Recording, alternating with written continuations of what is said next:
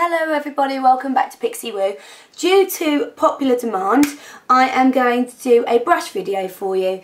You can get a few different brush cleaners. I'm just going to show you a couple that we use. I use the M.A.C brush cleaner, comes like that.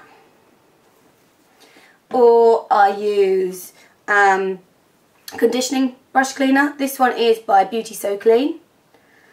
Or sometimes, if I really want to give them a good clean, I'll use a light shampoo and conditioner for a deep clean. But you do have to be careful when cleaning them. There's loads of other brush cleaners on the market, so it's totally up to you. Some of them are quite potent, they smell really strong.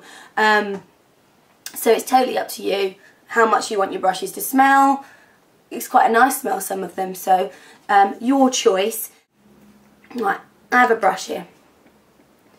This part here is called the ferrule, and in here is glue.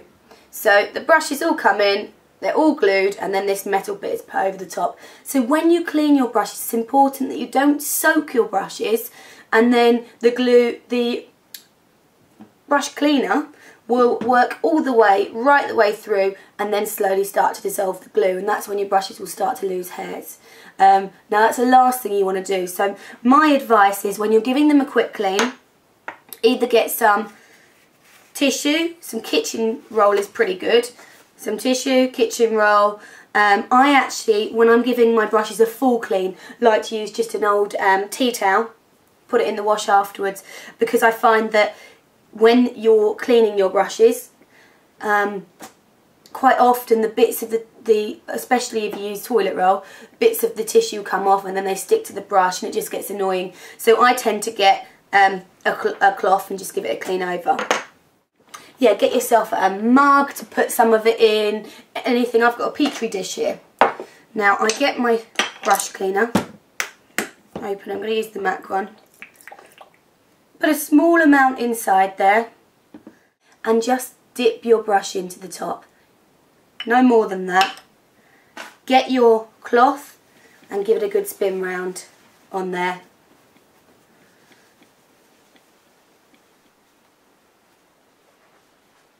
Wipe off the excess. That's got rid of it, and then get it back into shape and leave it to dry. You can leave them to dry. I know there's a company that have just brought out a pot that you put them in and it stops them touching the ground, but it also stops the wet from rising right the way through, so they'll be upside down. I actually just lie them down flat. I've never seemed to have any problems with doing it that way. So when it comes to a foundation brush, pop it in, give it a good soak, scrape off the sides. You might need to do your foundation brush a few times to get it completely clean, and then I like to give it a good pull away from me, and it takes off a lot of the dirt that's there. Now, if hygiene is a real issue for you and people are constantly like, how do you clean your eyeshadows when you do makeovers on people? Companies do things now that you can use, like, so Beauty So Clean, they do a mist which you can spray over eyeshadows, anything like that, and it removes any bacteria. And they also do these sanitising wipes. I prefer to use the wands, I have to say, and just throw them away, and then I know for good that it's definitely clean. But these, I think they're clever.